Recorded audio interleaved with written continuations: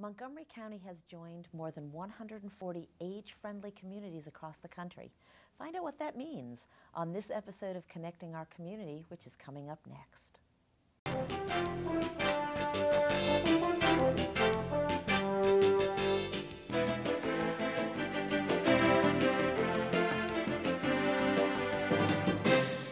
I'm Pat Shoemaker, and welcome to this episode of Connecting Our Community. Joining me tonight are Marcia Pruzan, a Senior Fellow for Age-Friendly Montgomery County, and Lily Fisher, who is with Montgomery County's Dementia Friendly Initiative. So it sounds like we're going to be talking about senior citizens. Is that what age-friendly means? Well, age-friendly really means being friendly to all ages, but we do have a big population in this county, all over the country, all over the world, that is aging rapidly. So age-friendly means looking for the programs and services that will keep people in the community, let them live, thrive, grow older, and be able to stay in their community. We call it a community for a lifetime. So age-friendly community is not the same as a retirement village, retirement home, or what we used to, think of as all of the older people housed in the same general area. That's something totally different, or is it just a new fancy name? We're talking about Montgomery County being a welcoming place for people to live in and grow old in and stay in and have the services and support they need. It emerged from age-friendly is a concept of the World Health Organization and the AARP. And there are communities all across the country that have adopted this, all across the world, but all across the country. And what we do in the county is that every facet of county government that in any way touches a senior's life is now geared up to develop programs and services and look at them all the time as needs change as we grow older, and make sure that we're doing all we can to support our aging population. And we have a very diverse population too. So we have to try to hit all corners of all of our communities. So in these age-friendly communities, is there a certain age that is considered someone who's eligible to live there? Is it, let me take a step back, is it people who are living in Kensington or Rockville or wherever, and suddenly their home, because they are aging, their home is an age-friendly community, or No, it's because our community is welcoming to them no matter where they're living. Okay. If they're living in our community, we want to be welcoming and supportive no matter where they're living. And so every department it's a public-private partnership, so we're working with all the government agencies, the county government agencies, a lot of nonprofits, faith-based businesses, and everybody. We're working in partnership with these different groups so that we're all looking at every facet of life here in the county, whether it's transportation or health and wellness or communication, or we have, vital, happy, well seniors who are very active in the community, and then we have others who need more support. So we want to be sure that everyone has the support services they need and the activities and the places to go and things to do that keep them happy and happy living here. Yeah. And at different levels of mental capacity brings me to Lily, who works with the Dementia Friendly Initiative. So how does that tie into the age-friendly community that we just were talking about? Great question. So I think one of the biggest things is that the idea of age-friendly and dementia-friendly is this universal concept of what is a community. So when Montgomery County joined age-friendly and dementia-friendly initiatives, it was this idea of our entire region being a welcoming community. So whether people lived in their own home, whether they lived in an assisted living, whether they were a caregiver, whether they were someone who actually was younger, getting older, that the idea is that Montgomery County adopts, promotes, and encourages all aspects of the community to feel comfortable with aging, to really be willing to step up when there are parts of the community that may be having challenges associated with ageing. So we work so well in partnership together because the county's taken that inspiration to have it that ageing is now a concept to celebrate. That's different. Because I think for so long, people who were aging, I'm in there, people who are aging were sort of considered to be not part of the community, not a necessary or vital part of the community in any way, and sort of moved aside and let the younger people take You know, forth. right now, I mean, the county has such a large older population, and so many of them are living healthy, active lives, and they contribute so much to our community. They volunteer in the community, they still work in the community, they pay taxes, they mentor kids, kids mentor seniors. So they really are big contributors into the county, although there certainly are seniors who need more help. Yeah. So the idea, I'm sorry, the idea is not that you are removing seniors, whatever age. And what age is that considered? We talk about 50 and older, 60 and Oh, it really? changes. It depends on who you're talking to and what the program is. And possibly the state of health of the person as well? Not so much the No, state of health. Just no. the age, okay. But this is not a concept of removing that person of whatever age from the home where he or she has been living to a restricted community of any sort. It's helping people live in the place where they have always lived, but making things easier and more friendly for them in their own homes and communities. And to have it that concept of self-determination. Baby boomers, which are going to be our largest demographic in the next 10, 20 years, are folk who really have come of age being self-determined. So they are more likely going to be making choices that are radically different from, say, their parents and their grandparents, which will mean that they're more likely to choose to stay living in their own home. And then the important part of it is that through both of our initiatives, the county and those public-private partners that we were talking about, they realise that it's that time to step up. It's the time to be looking ahead of what are the needs going to be for a demographic of people who are going to be demanding services to be delivered in a radically different way than historically, where people maybe stepped back a little bit and resided in a single location. We already have, and it's going to continue to increase, where people of all ages continue to live throughout the county rather than, as you said, marginalise them. Yeah, and that's such a radical change. What are all the, this just popped into my head, I don't know if you have the answer, but what are all of the nursing homes and senior citizen centers that are currently operating going to do? How do they feel about this concept? Are they on board? Well, that's actually a really good segue into Dementia Friendly America.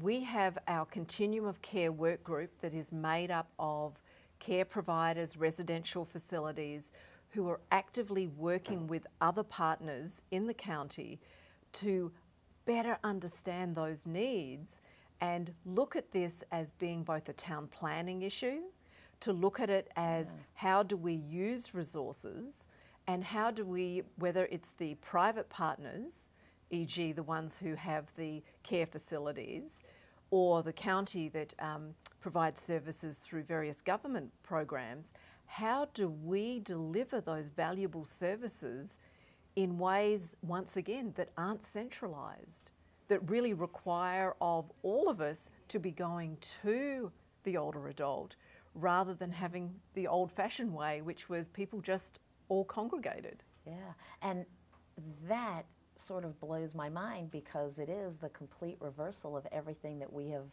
for the past however many years, been trained to do and to react that, oh, this person is getting older, we must take him or her and put that person with all the other people who are like-minded, like-aged. And I'm surprised, actually, that there isn't a resistance to that from younger people or from government. So you had a full buy-in to do this. That's amazing. We did a lot of research with seniors before we adopted the age-friendly program, and staying in their home and staying in their community, even if they can't stay in their own home, it's important to them. That was one thing that I think we all know that most seniors want to do. They want to stay in their home and or their community. Yeah. So it's not a thought that they have to be in their home if they're not able to be in their home, but where possible, that's what people want. Yeah, that is such a wonderful thing, and you know, I just can't wait to talk about the rest of it and how other people can get involved and what the standards are and things like that, but we're just approaching our first break, so we will be talking more about how people can get involved. Do you have to be specially trained? Do you have to have any qualifications or anything like that? Will you be able to tell us all about that when absolutely. we come back? All right. Please stay with us, and we'll be back right after these messages.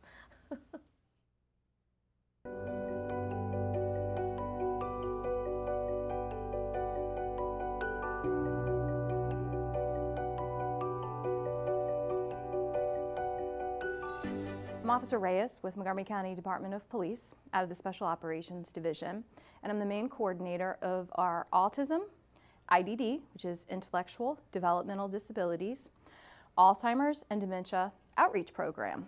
And our program began in response to the increased number of wanderings and elopements that we were having involving that community, meaning people that were wandering from safe locations. So that's how the program began. But now it's since expanded, and we provide a layered approach to safety through education, follow-up, outreach, empowerment, and response. Part of our outreach program is this new initiative that we recently started with our fire rescue. And it's a county-wide and nationwide initiative. It's called Dementia Friendly America. And for us, it's Dementia Friendly Montgomery County. And what came of that was a new collaboration between Montgomery County Police's Autism, IDD, Alzheimer's Dementia Outreach Program with our fire rescue. And we needed to come up with an idea or a way to disseminate information for fire rescue so that we could even provide outreach more extensively. So we worked with fire rescue, and we came up with our Wandering Safety Kit. This is part of our outreach. The kit is designed to be distributed by law enforcement and fire rescue personnel to family members if they feel that that individual is at risk to wander or elope. What the kit does, it's really simple. It's just 2 pieces. What the kit does is when the family receives the kit, they will be instructed to complete the information inside of the kit ahead of time that's specific to their loved one. So that information is collected when the caregivers aren't under stress. The description of the individual, places they may travel to. So the information is gathered, and the family members will keep this kit with the file of life on the refrigerator. So in the event that they need to call fire rescue or they need to call the police because their loved one has wandered from the home, they are able to have information readily available that was gathered when they weren't under stress to provide to the 911 dispatcher. The kit also provides our safety information, very simple information, preventative information, so that family members can have those measures in place to prevent the wandering or elopement in the first place. So it says install an alarm of some type, have an ID bracelet. We'll talk about the ID bracelet in a second. Notify the neighbors, and make sure that any information is gathered in the 911 script ahead of time. On the back of the kit are tons of resources. It has our phone number for our Alzheimer's Dementia Outreach Unit through Montgomery County Police. information from fire rescue, from Health and Human Services. There's a lot of information in here that could be very useful for caregivers. So now let's talk about the ID bracelet. Why do you need an ID bracelet? About half the time in Montgomery County, police officers or fire rescue personnel will locate the missing person with dementia, before family members even realize that they're missing. So that can be difficult for us to make sure that we're able to get that loved one back home. So we've come up with this ID bracelet. And the ID bracelet has a piece in it that pulls out, and family members can write in Sharpie or some type of indelible pen that allows them to put a cell phone or a contact number for a loved one. This goes back into the bracelet, and then the bracelet is put on the loved one and worn continuously. Officers are trained, fire rescue is trained to look for this bracelet, and it helps us get that loved one back sooner. So this is our kit, and if you ever need any help or assistance, please feel free to contact myself, Officer Lori Reyes, or any of the other resources that are on the back of this card. We're here. We're a tool. Call on us. We're here to support you.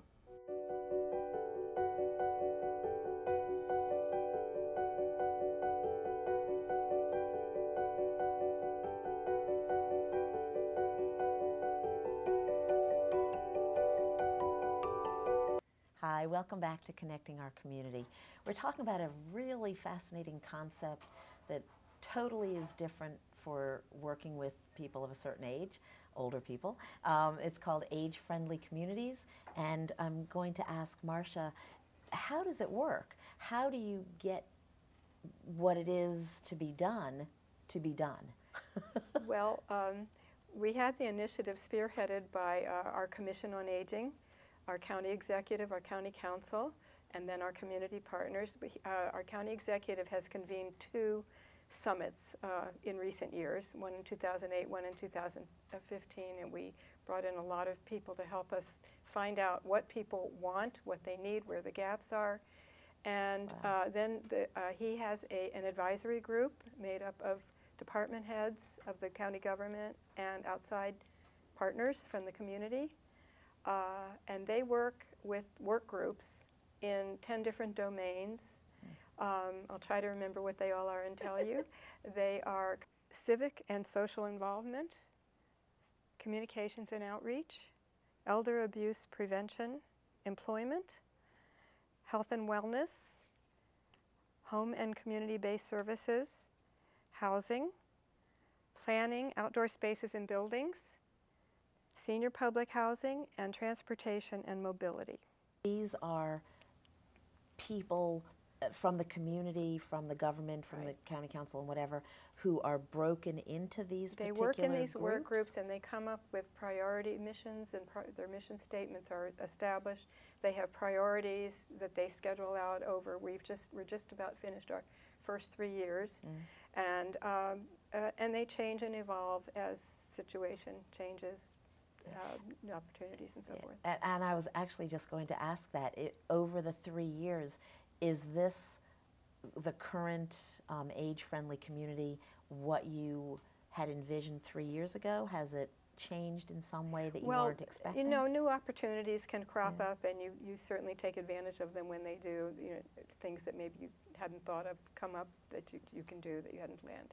But basically, these groups set out to do certain things, year 1, year 2, year 3, and they're doing really, really well, and they've done a lot of accomplishments. They've done a lot of wonderful things in the first 3 years, and now we're just starting to plan for our next group of years, however long that will be. And is it that way? Is it, okay, for 3 years we try to do this, and then for 3 years we try to do this, and then is it that, or is it, no, we've passed the 3-year mark and now it's... Oh, no. I think we'll always build on what we've been doing and look for new and wonderful things that we can do in the future. We're always looking forward to what we can see out in the future that we're going to need to address or want to address.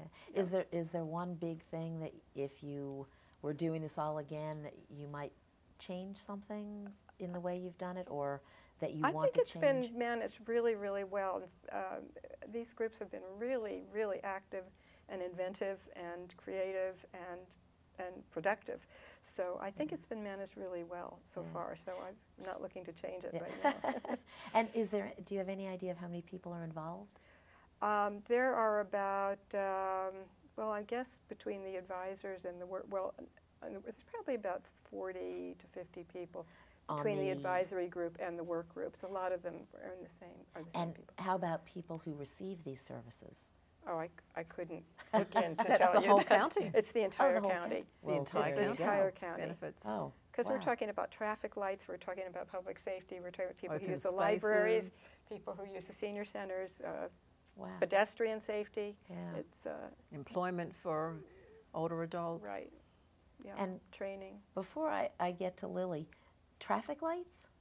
Well, if you are an older person who has tried to cross the street and get a third of the way across when the light changes, you might want to have that looked at. So, yeah, Wow. pedestrian and parking lot safety and people walking through parking lots. And Wow. That's something I never would have thought about. So you've changed the timing on the traffic lights to allow pedestrians they've to... changed the signs of the street signs so that they're more visible. Wow. They do a lot of things. I'm sure I haven't even touched on most of them. That's fascinating to me that someone is thinking in those minute Yes. increments of we need this, we need that's fantastic. And we heard from our seniors, this is what we need. So. Yeah, I love it. Yeah. There's somebody listening. That's Yeah. great. And then we move to Lily. You're dealing with a different slightly population than those seniors who are still staying in their homes, still active and involved and all of that. Yours is a different kind of initiative, so tell us about that. Dementia friendly, where it's different is sadly many people do experience cognitive changes associated with either Alzheimer's or dementia.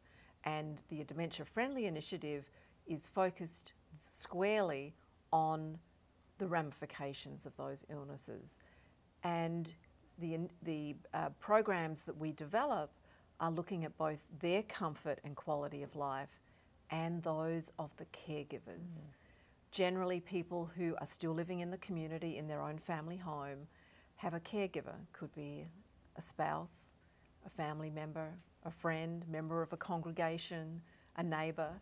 And so the Dementia Friendly Initiative is really going deep into how can we as a community be aware of really what it's like to have dementia, and how could we maybe adapt some of our brisk behaviours to be more receptive and caring.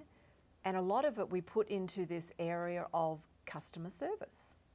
That if you run a business, if you work in a bank, if you are a county employee, there is a chance that someone is going to cross your path at least once a week who is experiencing dementia or caring for someone with dementia. And it can really make the difference of a bad experience for the resident, the consumer, if the employee, the customer service representative is more looking at wanting to finish that interaction with the person quickly rather than actually just slowing things down a little bit.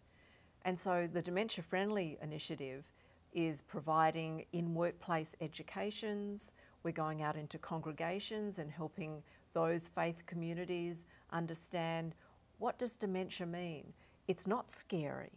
Those people aren't going to hurt you, but they're going to benefit by you as their interaction being present.